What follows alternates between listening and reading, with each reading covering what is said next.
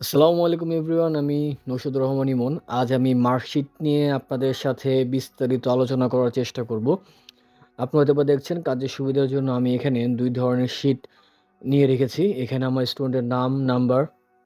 স্টুডেন্টের নাম এবং নাম্বারগুলো দেয়া আছে এবং আমি একটা পয়েন্ট টেবিলও নিয়ে রেখেছি। এখানে আমরা সাধারণত গ্রেড, জিপিএ বের করব এডিশনাল সাবজেক্ট সহ, যেখানে আইসিটিটা হচ্ছে আমার এডিশনাল সাবজেক্ট। এবং নিচের ক্ষেত্রে যদি আমি দেখাই, তাহলে আমরা রেজাল্ট এবং র্যাঙ্ক এগুলো বের করব ইনশাআল্লাহ। তো আমি যদি এখন প্রথমে লেটার গ্রেড নিয়ে স্টার্ট করি, এটা আমরা লুকআপ ফর্মুলা দিয়ে করব ইনশাআল্লাহ। Is equal to lookup select করে নিচ্ছি আমি, এবং এখানে আমার লুকআপ ভ্যালুটা হবে 75, কমা দিয়ে নিচ্ছি। লুকআপ ভেক্টর সিলেক্ট করতে হবে, যেখানে মার্ক আমরা সিলেক্ট করব এবং F4 দিয়ে লক করে দিব। দেন কমা দিয়ে রেজাল্ট ভেক্টর। তো রেজাল্ট ভেক্টর যেহেতু আমি এখানে গ্রেড নিয়ে কাজ করব, সো আমি গ্রেডটা সিলেক্ট করে নিব এবং একই রকমভাবে F4 দিয়ে লক করে ব্র্যাকেটটা ক্লোজ করে দিব। দেন এন্টার। আমার গ্রেড চলে আসছে এবং আমি এইভাবে যদি টেনে দেই, তাহলে আমার রেজাল্টটা সমস্ত ক্ষেত্রে বসে যাবে। আচ্ছা, এখন গ্রেড পয়েন্টের ক্ষেত্রে আমরা একই রকমভাবে ওই লুকআপ ফর্মুলা ইউজ করব, যার জন্য ইজ ইকুয়াল টু লুকআপ নিয়ে নিচ্ছি। দেন আমরা লুকআপ ভ্যালু একই রকম 75, কমা দিয়ে দিব। দেন আমার লুকআপ ভেক্টর সিলেক্ট করতে হবে, এখানে আমরা মার্কটা সিলেক্ট করে নিব, F4 দিয়ে লক করে দিব এটা। দেন কমা, এখন আসবে রেজাল্ট ভেক্টর। তো রেজাল্ট ভেক্টর এখন আমরা পয়েন্ট নিয়ে কাজ করছি, যার জন্য পয়েন্টটা সিলেক্ট করব। F4 দিয়ে লক করে ব্র্যাকেট ক্লোজ করে এন্টার দিয়ে দিব। এখন এটা আগেরটার মতো আমরা আমার সম্পূর্ণ ডাটায় দিয়ে দিলাম। আচ্ছা, এখন আমার জিপিএ নিয়ে কাজ করা লাগবে, যেহেতু আমার আছে উইদাউট এডিশনাল সাবজেক্ট এবং এডিশনাল সাবজেক্ট। তো এডিশনাল সাবজেক্টের ক্ষেত্রে কিন্তু আমার এখানে দেখেন জিপি অ্যাবভ 2 দেয়া আছে। সো আমরা এডিশনাল সাবজেক্টটা আমি আগে এখানে আপনাদের জন্য একটু লিখে নিই, তাহলে সুবিধা হবে। ব্র্যাকেটটা দিয়ে নিই।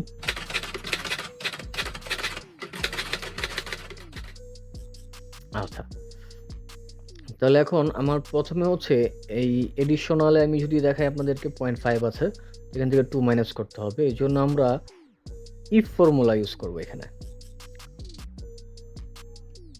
লজিক্যাল টেস্টটা আমরা সিলেক্ট করতে হবে, যেটা আমরা সিলেক্ট করব 5, এবং এইটা যদি 2 এর থেকে বড় হয়, সো আমরা বড় চিহ্নটা দিয়ে নেব, 2.00 দিয়ে দিব। ঠিক আছে, 2.00। এখন কমা দিব। এখন এটা যদি সত্য হয়, তাহলে কি হবে? আমার এই 5 থেকে -2 হবে যদি এটা ট্রু হয়। ঠিক আছে, কমা। এখন যদি আমার এটা ফলস হয়, যদি এটা না হয়, তাহলে আনসারটা হবে 0। ব্র্যাকেট ক্লোজ করব, ক্লোজ করে এন্টার দিয়ে দেব। দেখেন এখানে কিন্তু আমার মাইনাস হয়ে গেছে। এখন এটা যদি আমি চেঞ্জ করে দেখাই আপনাকে, 68 দিলাম, এন্টার। দেখেন এখানে আমার গ্রেড পয়েন্ট এবং এভব টু মাইনাস হয়ে 1.50 হয়ে গেছে। আগের নাম্বারটা দিয়ে দিলাম আমি আবার। এখন আমার এবার 3 হয়ে গেছে। আচ্ছা, জিপিএটা বের করি। জিপিএর জন্য যেহেতু আমার এডিশনাল সাবজেক্ট ছাড়া, সো আইসিটিটা বাদ দিয়ে বাকি 8টা সাবজেক্ট নিয়ে আমি কাজ করব। এই জন্য আমরা সাম ফাংশনটাই আমি সাধারণত ব্যবহার করে থাকি। ঠিক আছে, এটা ইজি হয়। ইকুয়াল টু সাম দিয়ে আমার যেহেতু আইসিটি ছাড়া নিব, সো এই 8টা সাবজেক্ট আমি নিয়ে নিলাম।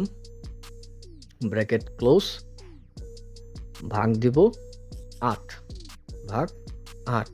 যেহেতু আমার এখানে যে 8টা সাবজেক্ট হিস্ট্রি পর্যন্ত, 8 দিয়ে ভাগ দিয়ে এন্টার। আমার এডিশনাল সাবজেক্ট আইসিটিটা ছাড়া জিপিএ চলে আসছে। এখন জিপিএ বের করব, যেটা আইসিটি সহ, এবং এই ক্ষেত্রে আমার পয়েন্ট হবে 3.00 আমরা এড করব। ওকে, সেম ফর্মুলা ইউজ করব সাম দিয়েই। সাম। আমি এখন এখানে হচ্ছে ওই 8টা সাবজেক্ট সিলেক্ট করব একদম হিস্ট্রি পর্যন্ত এবং এই 3.00 নিব, কারণ আমরা 5 নিব না, কারণ আমাদের এখানে অলরেডি বলা আছে কিন্তু অ্যাবভ 2, সো 5 থেকে 2 মাইনাস করে নিতে হবে, যার জন্য আমরা আগেই মাইনাস করে নিয়েছিলাম এটা। সো এখন ভাগ 8, যেহেতু 8টা সাবজেক্টের কাউন্ট হবে 8 দিয়ে, এবং এটাকে আমি হচ্ছে নাম্বার ফরম্যাটে দিয়ে দিই। দ্যাটস ডান, আমার কিন্তু কাজটা কমপ্লিট। আচ্ছা, চ্যানেলে নতুন হলে সাবস্ক্রাইব করে রাখবেন ইনশাল্লাহ। তো আমরা এখন হচ্ছে নেক্সট ডাটায় চলে যাব। এখানেও আমার একই রকমভাবে কিছু স্টুডেন্টের নাম এবং হচ্ছে সাবজেক্টের বিভিন্ন নাম্বার দেয়া আছে। তো আমাদেরকে টোটাল বের করা লাগবে। টোটালটা ওয়ান কাইন্ড অফ সামের মতোই, তো ইকুয়াল টু সাম ইউজ করব আমরা। যে সাবজেক্টগুলো আছে সাবজেক্টগুলো হচ্ছে সিলেক্ট করে দিব, দেন হচ্ছে ব্র্যাকেট ক্লোজ, এন্টার।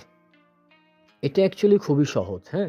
দেন এটা যদি আমরা নিচ পর্যন্ত সিলেক্ট করে দিই, অটোমেটিক আমার সবগুলো টোটাল বের হয়ে যাবে। এখন আসি অ্যাভারেজ।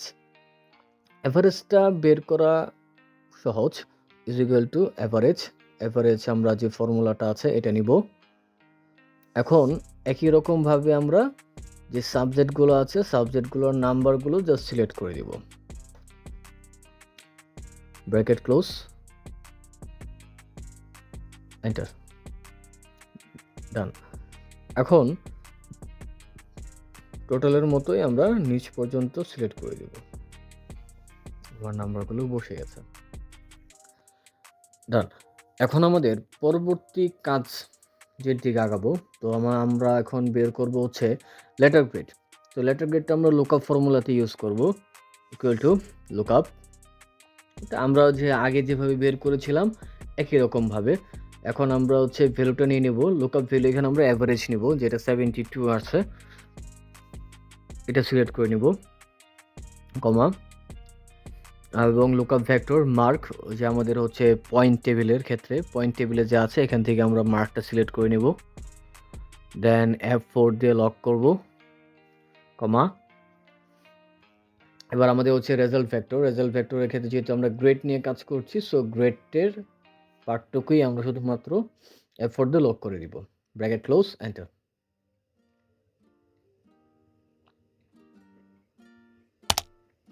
তো আমাদের এখানে কি হলো, গ্রেডটা চলে আসলো এবং আমরা নিচ পর্যন্ত সিলেক্ট করে দিলে সকল স্টুডেন্টের গ্রেড চলে আসলো। এখন আমরা একই রকমভাবে পয়েন্টও নিয়ে নিব, সেম লুকআপ ফর্মুলা, দেন আমরা হচ্ছে ভ্যালু সিলেক্ট করব, এখানে ভ্যালু 72, কারণ যেহেতু আমরা এখানে অ্যাভারেজ নিয়ে কাজ করছি, 72, কমা, ভেক্টর সিলেক্ট করব, যেহেতু মার্কটা সিলেক্ট করে নিব, F4 দিয়ে লক করব, কমা দিব, রেজাল্ট ভেক্টর যেহেতু পয়েন্ট সিলেক্ট করব, সেম F4 দিয়ে লক করব, ব্র্যাকেট ক্লোজ করব, এন্টার দিব। সো এখানেও আমাদের কি হচ্ছে, গ্রেড পয়েন্টটা চলে আসছে, নিচ পর্যন্ত মার্ক করে দিচ্ছি আমি, তাহলে সবগুলো স্টুডেন্টের পয়েন্ট চলে আসছে। এখন আমরা বের করব রেজাল্ট, এতগুলো স্টুডেন্টের মাঝখানে কারা পাস করলো বা কারা ফেল করলো এটা আমরা বের করব। এটা আমরা নর্মালি হচ্ছে এখান থেকে নাম্বার দেখে বের করতে পারি, কিন্তু আমরা ফর্মুলা ইউজ করব হচ্ছে ইফ ফর্মুলা, দেন আমরা লিখবো হচ্ছে মিনিমাম, কারণ মিনিমাম একটা মার্ক তো আমাকে সিলেক্ট করে দিয়ে লিখবো MIN, এটা সিলেক্ট করে নিব। এখন আমার হচ্ছে যে নাম্বারগুলো আছে, ঠিক আছে, সকল নাম্বার আমরা এখানে সিলেক্ট করে নিব, একদম হচ্ছে শুরু থেকে লাস্ট পর্যন্ত সবগুলো নাম্বার আমি সিলেক্ট করে নিচ্ছি। সবগুলো নাম্বার কিন্তু আমি সিলেক্ট করে নিলাম, এবং এখানে আমার অবশ্যই নাম্বারগুলো 33 এর উপরে আছে কিনা এটা দেখিয়ে দিতে হবে। সো গ্রেটার দেন 33 লিখবো। তো 33 কেন লিখবো, 0তে কিন্তু আমার ফেল, 33তে পাস, সো 33, কমা, যদি এই পর্যন্ত সব কিছু ঠিক থাকে তাহলে সে কি করবে, পাস, পাস। আর যদি এটা না মিলে, যদি ফলস হয় তাহলে সে হবে ফেল, এবং ব্র্যাকেট ক্লোজ করে দিব, দেন এন্টার। এখন কিন্তু দেখেন এখানে আমার পাস চলে আসে। সো নিচ পর্যন্ত সিলেক্ট করে দিব, সিলেক্ট করে দিলে পাস ফেল, কে পাস হয়েছে আর কে ফেল সবগুলো চলে আসবে। এখন এখানে দেখেন এক জায়গায় ফেল দেখাচ্ছে, এটার রিজনটা কি? এখানে ম্যাথে আছে 27 কিন্তু আমাদের সর্বনিম্ন পাস নাম্বার কিন্তু হচ্ছে 33। আচ্ছা, এই নাম্বারটা যদি আমি চেঞ্জ করে দেই, দেখেন এখন ফেল থেকে কিন্তু পাস হয়ে গেছে। আমি আবার হচ্ছে আগে নাম্বারটা দিয়ে দিচ্ছি। আচ্ছা, সো এভাবে আমরা কি করতে পারবো, রেজাল্টের ক্ষেত্রে পাস এবং ফেলের নাম্বারটা বের করতে পারবো। এখন আমাদের কাজ হচ্ছে র্যাঙ্ক নিয়ে বের করা, কে কততম হলো, তম যে মানটা এটা আমরা বের করব, যে এতগুলো স্টুডেন্টের মাঝে কার মার্ক বা কার সিরিয়াল কততম। এই জন্য আমরা র্যাঙ্ক ফর্মুলা ইউজ করব, ইকুয়াল টু র্যাঙ্কটা সিলেক্ট করে নিয়েছি।